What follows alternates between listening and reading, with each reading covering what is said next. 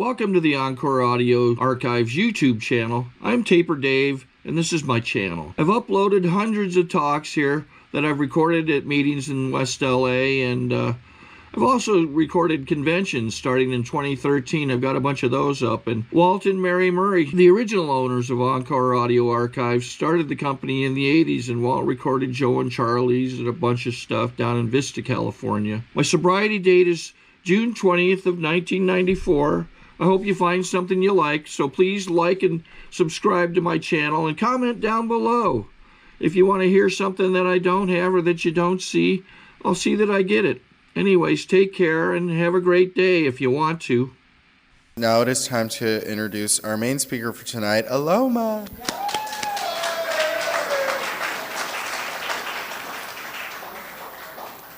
Hi, I'm Aloma. I'm an alcoholic and I use drugs too.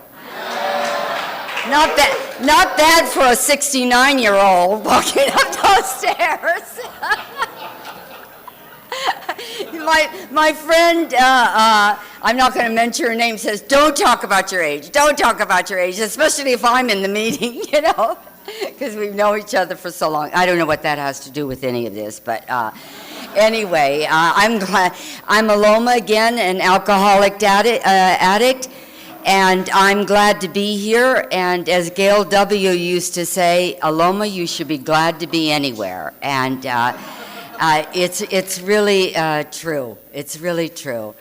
You know, I just love Alcoholics Anonymous, and I'm looking down at you and all, and you know, I see a lot of new faces, for me new faces, even though I go all over the place. And then I see a lot of faces that I know for over 20 years. I mean, hello, is that something? You know, over 20 years, or someone we just talked about, she must have been 14, you know, that I know 30 years. Anyway, I said I was an alcoholic, and I was, I'm a Pisces, and, you know, which is only important to me, but, you know, my dad was Japanese, or I mean, he is Japanese, the man that raised me, and my mother was English, Irish, and Scotch. And mostly Scotch. My mother had to leave when I was about 4 and a half, and my sister was like 3 and a half, and my brother was 9 months. My mom had to walk out of that house, you know what I mean? And I never, until I got to the rooms of Alcoholics Anonymous, I never, you know, even used the word mother. You know, because, you know, you couldn't understand why a drink was more important than her children. There was no explanation. We never used the word mother in our household. My dad brought us up, and we called her the monkey and the tramp. You know, in those days, that was rough words. You know, the words have gotten rougher today, but that was rough words. We associated her with the gutter, and also with being a barfly. I don't know why those were such horrible words, but they were in those days. I believe that I had the isms of alcoholism way before I picked up a drug, way before I drank anything. I always felt better then, and I always felt less than.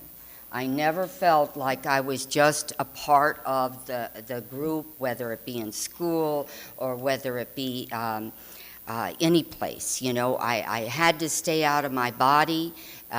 And I did that because I couldn't take not feeling, I felt like I don't know, a Martian, you know. I was from a different planet. Now, it turned out, quite interestingly, you know, my dad is Japanese, and I was born during the war, and I wanted to be more Japanese than anybody in our family, you know what I mean? So I either wanted to be a geisha girl or a kamikaze pilot, you know. You know, it was always those kinds of extremes. I still don't like gray that much, you know. I mean, I like it as a color to wear, but I'm not into the gray, you know, but it's not like that things have to be black and white. I also lied. You know, I lied from, I don't know, the minute I have total recall since when I was 2. You know what I mean? I always lied when the truth would have been good. You know what I mean? I had to lie. You know, it was part of the things that I brought to Alcoholics Anonymous with me. And it's one of the things, one of the defects of character or shortcomings that I've had to work very hard in this program to become willing to give up, because I still like an embellished story now and then. Oh, thank you, sweetheart. Thank you very much. Look at these guys, are fabulous, aren't they? You know, we love our alcoholic men. When they get sober, boy, you know, they are cute. And I'm not joking, and they're such gentlemen, too, you know. God knows what they were like when they were out there using. Well, I do know a few of them, what they were like. But so I had these isms of alcoholism, you know. I had also another ism that I came when I got to Alcoholics Anonymous that I didn't even realize I had, is that I would look in the mirror when I was 8, 9 years old, and I'd look at my back and I'd say, well, my back is so beautiful, maybe if I can walk into rooms backwards, that people will love me. My sponsor said to me, when I told her this story, Luann, you know, she said, I've not heard that one before. Such self-obsession at such an early age. And I believe that is part of this disease, too. What about me, you know? And constantly this rumination about what you think and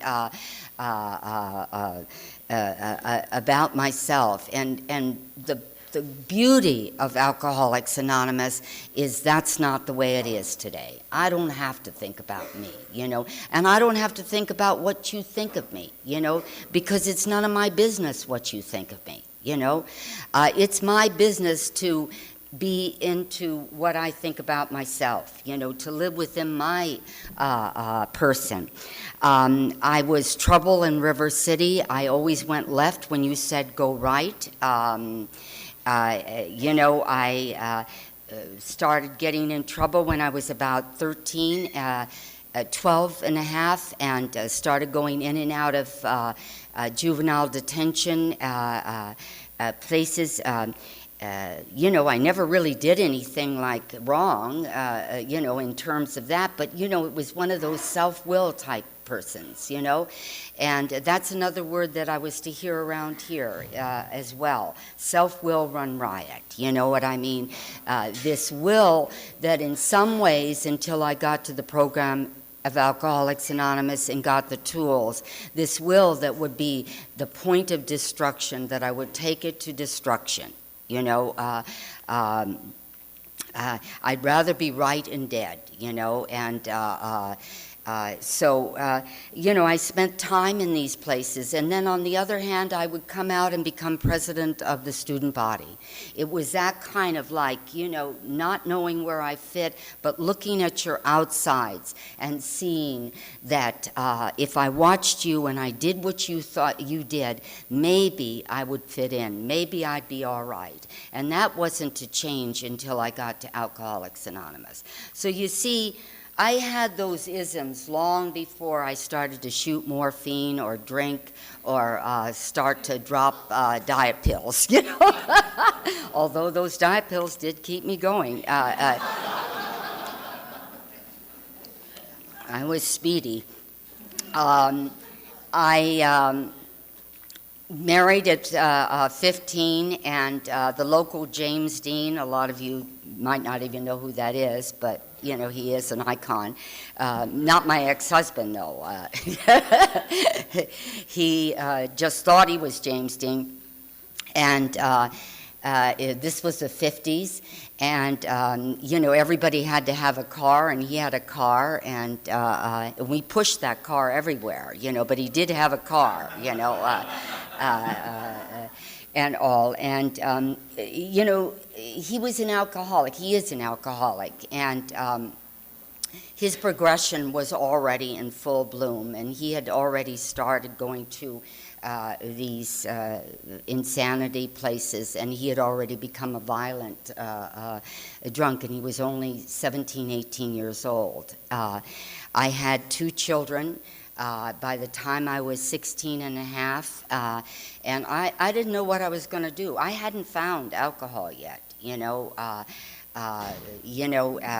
and I hadn't found drugs. They were around, and certainly around with him, but I was afraid, I believe that I always had a lucky star, and today I choose to call that my higher power. That power that was greater than myself, that always wanted my best, and I believe that today is that I have a power in my life that thinks I'm as cute as pigtails.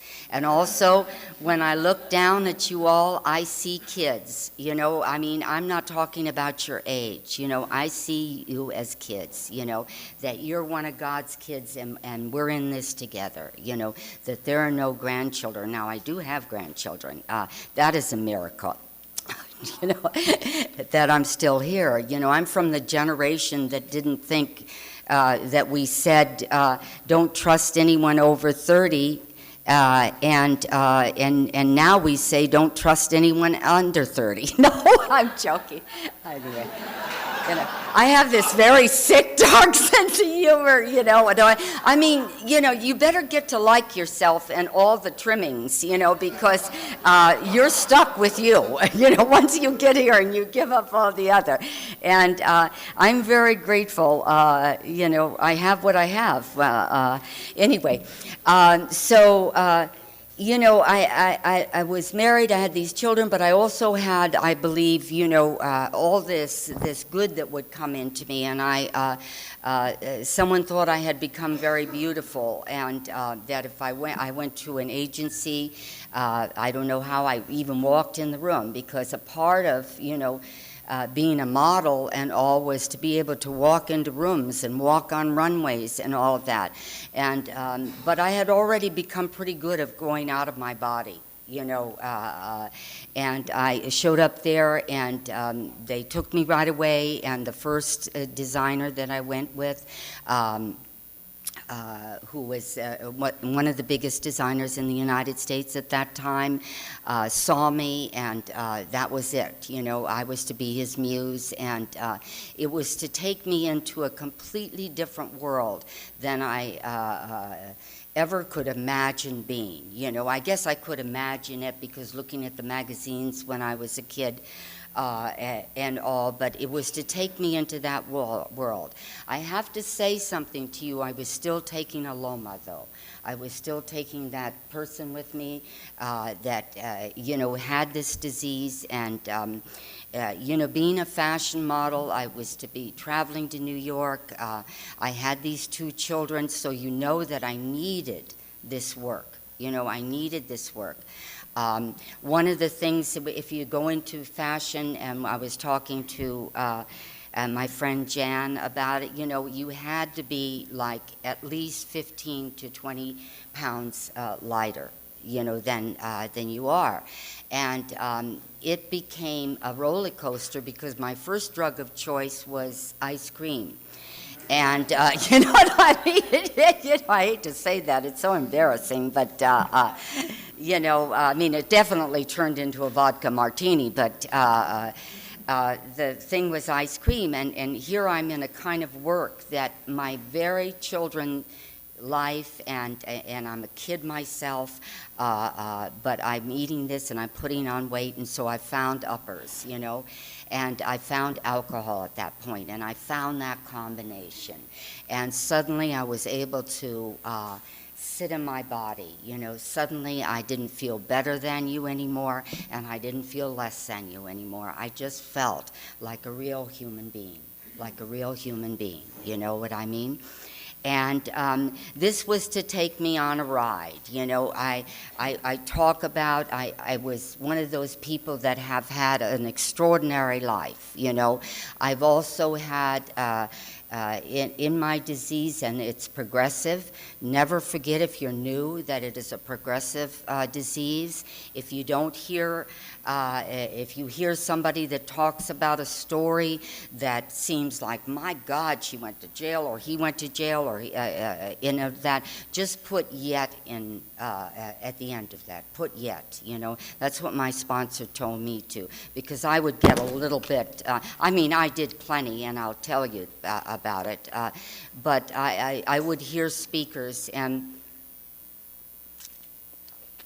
when I was new, and they talk about, you know, stealing, or they talk about hooking, and I'd say to my sponsor, well, I don't identify with that. And she said, you don't identify with that, South, just because you were cash register honest, but you always had a man that picked up the bills and all, and of course a Jewish one. I was very partial to them. No. That's a disease unto itself, and all.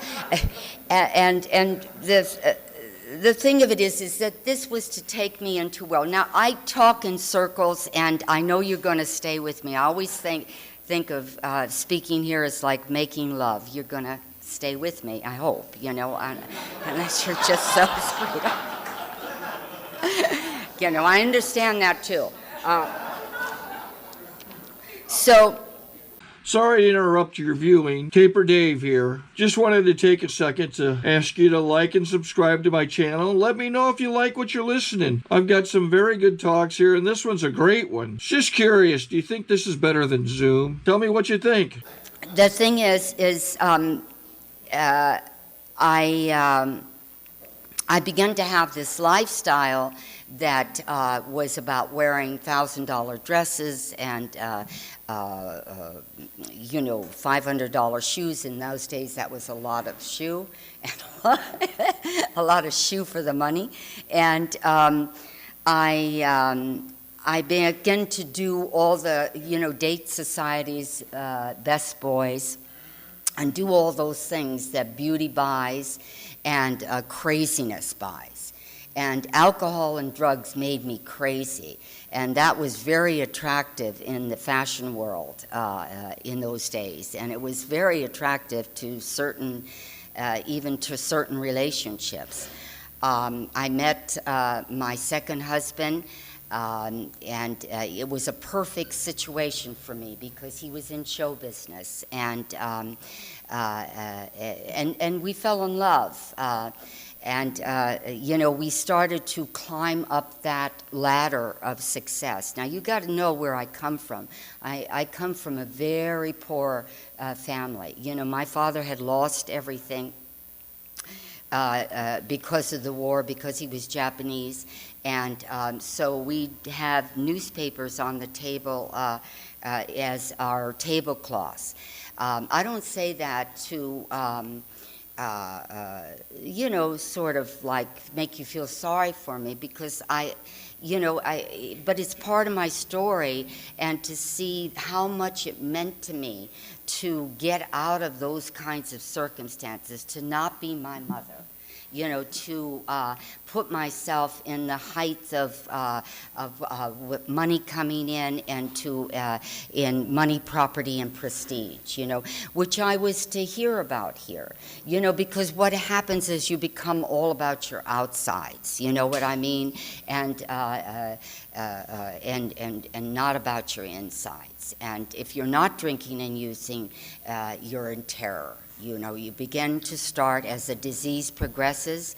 You know, what used to happen where I could have every 4 or 5 times I drank, the blackouts were there, the behavior would turn, that mommy dearest person would come up, the Jekyll and Hyde person would come up, but I still was. The disease hadn't progressed.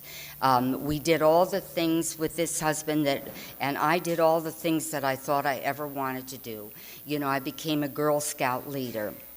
I had that house in Beverly Hills, I had another child because we were going to have the perfect family and give the perfect parties and all. But then the institutions started to come.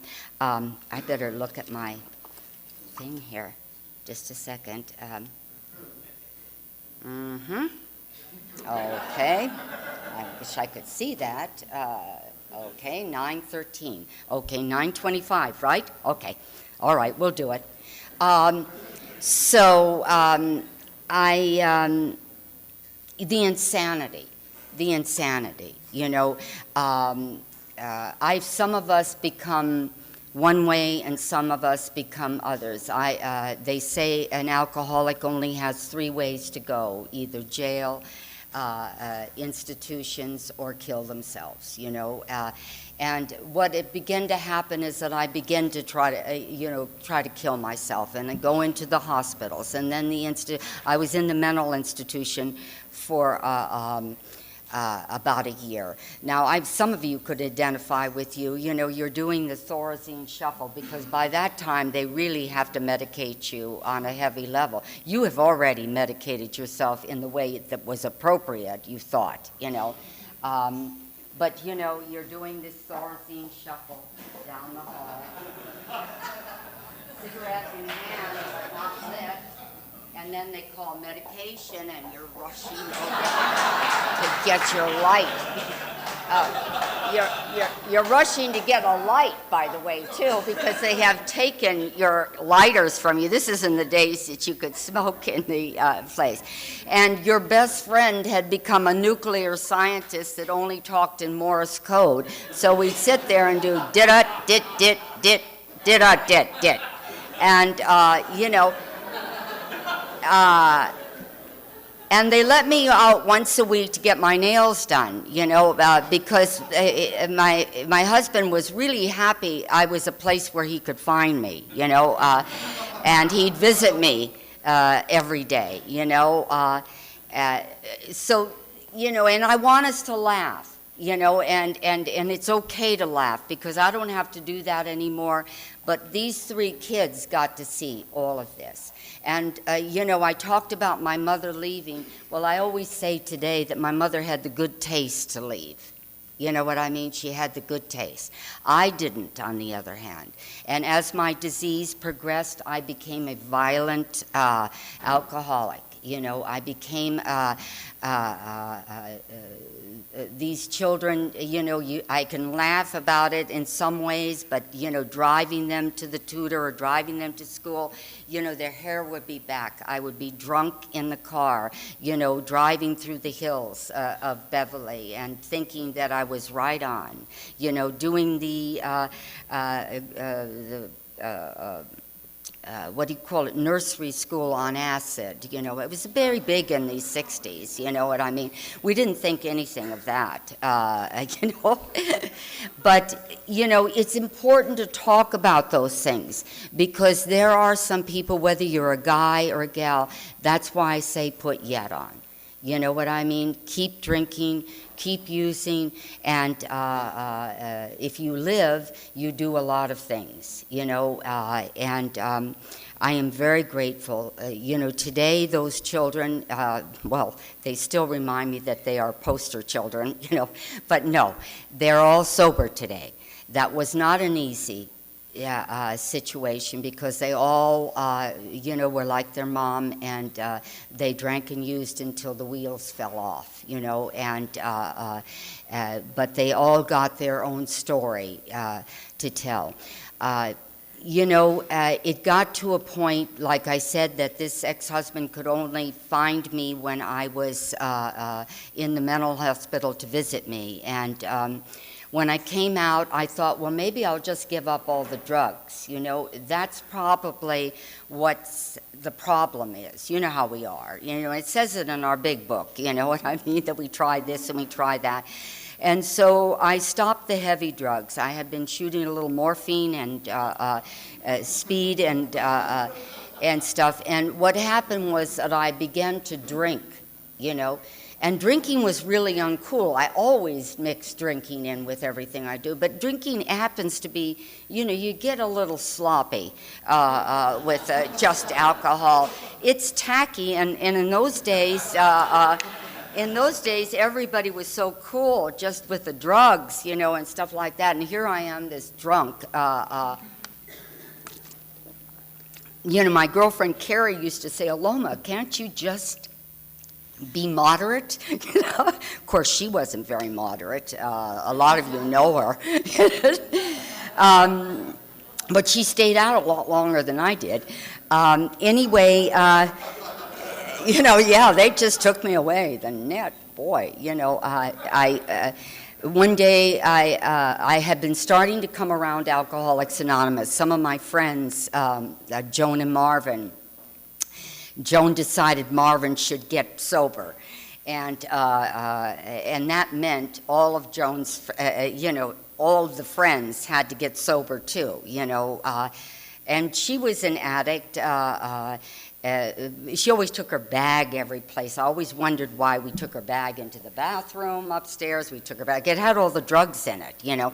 But anyway, Marvin was a drunk, and he had all these. It did get everyone's attention. You remember Marvin. And he was so cool, you know what I mean? But he had been reduced to only 3 words. I'm hip, there you go, and I forget the other one now, you know. So, you know, you get down to very few words if you're an alcoholic, you know what I mean? It's like you're so okay. All right. So Joan gave up. We were smoking grass during this period, and Joan decided to stop smoking grass, and I decided to stop Joan. And, you know, I mean, it was a long friendship, but you know how we are, you know, people have to go. And the thing is that's not good. But anyway, I went into a catatonic state. I started snorting Ritalin, and I didn't drink, but I had lost my mind. And my ex-husband was putting me away again. I was in Malibu for the summer, and I could no longer talk, and I could no longer function. I was in a state of catatonia. And a little friend of mine that had been a decorator and had decorated my house called up, and he had just gotten 30 days, you know. And you know how we are when we get 30 days. A lot of you that knew don't know. But boy, we're taking our friends off the bar stools, you know what I mean? We're tracking them now, you know what I'm saying? And he called up, and my husband said, he said, I'm an AA, and I want to get Aloma. And he said, we're locking Aloma up again, you know, one more time. And that the doctors have said she's hopeless, that she'll never be outside of an institution for very long. And this guy said, let me come and get her, you know. And my ex-husband thought, oh, what the hell, you know, he didn't let them give me shock treatments, and he may as well let him have me as anyone else. I'm very grateful for that today. And this man who all the overdoses that I had and, you know, stayed with me and witnessed all of this thing, we are best friends today. You know, I am there. I'm able to, when his mother died, I was there. Jan knows that we are a family. You know, it was Father's Day, and I told you I'd skip around. It was Father's Day, and we did a big thing for this man. Now, when I tell you that both my daughters were junkies, and my son spent most of his life in prisons and institutions, And there we all are, 20, my oldest daughter is like 21 years sober. My son is 18 years sober. He got sober in prison. They said that it was hopeless that he'd ever go out. I want to tell this story because I know it means a lot to everyone, and it means a lot to me.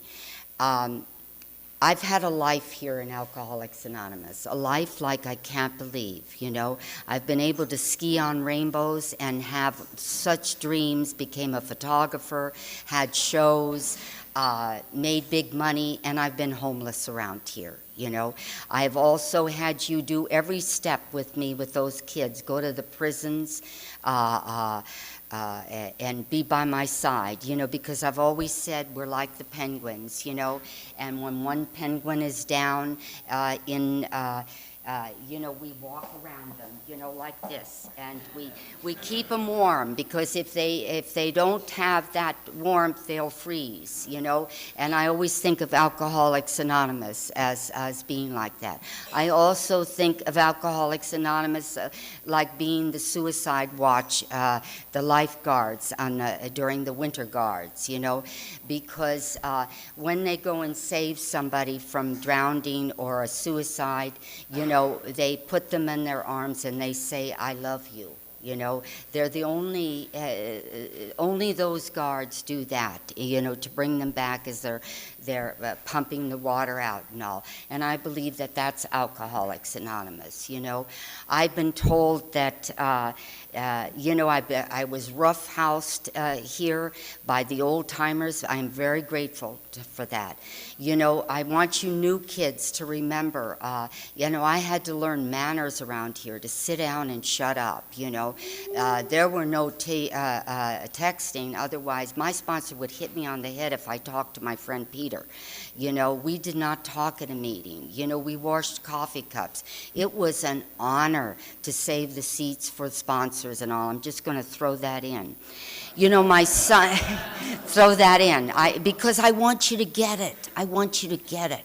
We get a life around here. I saw it when you guys took the cakes. It's incredible. We should be dead.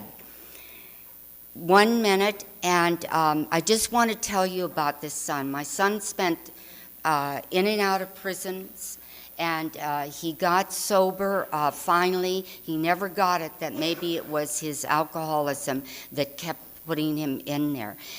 But he was on a 3-strike that he was never going to get out.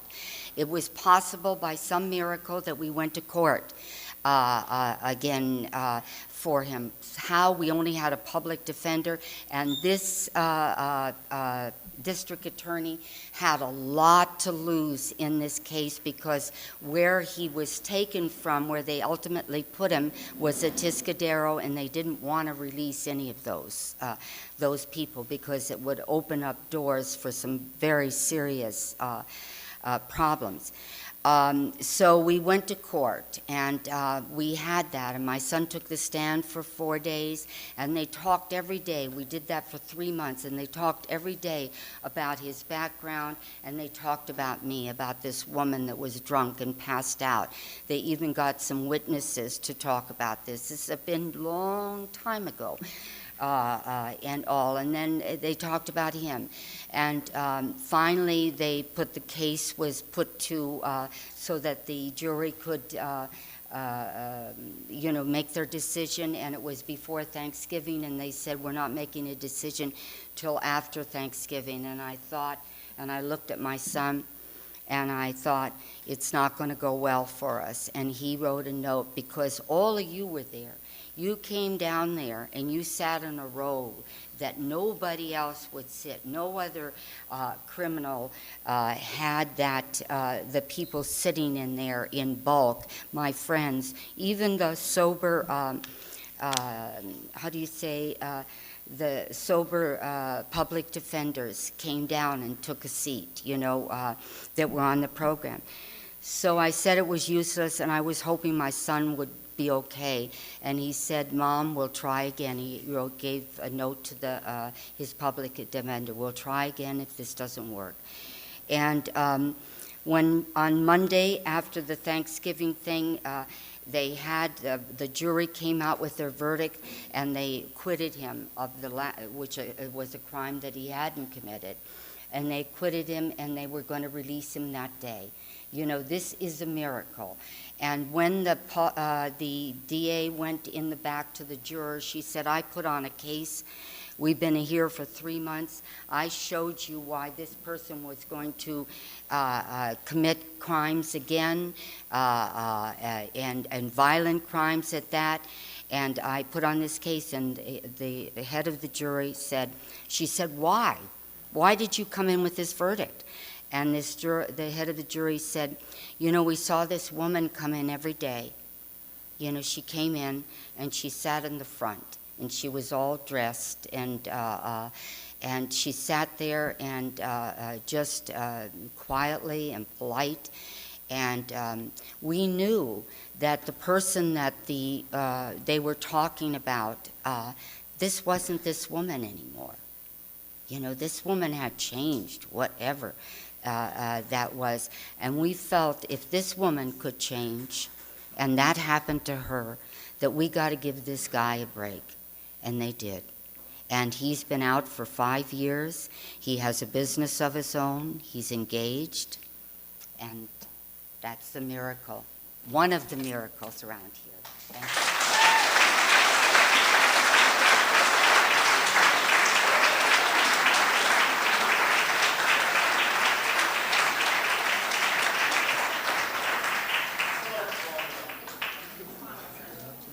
I think we got a great talk going on here. Thanks for watching the channel. Taper Dave here. Just curious, do you think this is better than Zoom? Okay, this is how I prepare my drone for launching. I like to do it inside the cab of my truck so I'm not standing outside in the weather. To install the joysticks for control, up and down, right and left, powered on. I have an Android phone that I use to connect it to the drone with, and it's actually controlled through the iPhone, through an app. Oops, wrong way. It's actually controlled through the iPhone, or through this Android phone, through the app. It's actually controlled through the Android phone through an app, and you connect it through this short connection right here.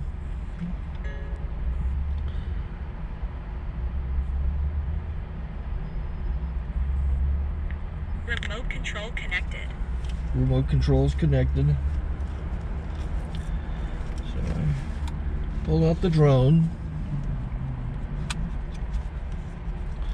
I have to extend the legs, long legs extended first, then the short legs. Remove the gimbal protector. Set that aside, then power it on one short burst and one long burst. I lay it down. So I have to go to calibrate. So the drone's not connected yet. It shows you here as this drone gets disconnected, even though the remote's powered on. So the drone has to establish it's connected. So I go into the app to calibration mode. First I'll calibrate the remote controller. Start calibration. Out, in, out, in, up, down. And then this little wheel is to control the gimbal. So it's calibrated. Go to gimbal calibration, start calibration, and then it calibrates the gimbal. I don't know if that shows up. The gimbal's moving all over the place. Changes, you can see it on the video. And I'm calibrated to take off. It's acquired 7 satellites at the moment. There are 26 satellites up in the sky, which it has to acquire before you can take off So it's connected. It's got enough satellites. This is white. I can go to press this little arrow button, swipe right to take off, and it would start the motors if I slid this to the right, but I'll wait till I get outside. Don't want to do it inside.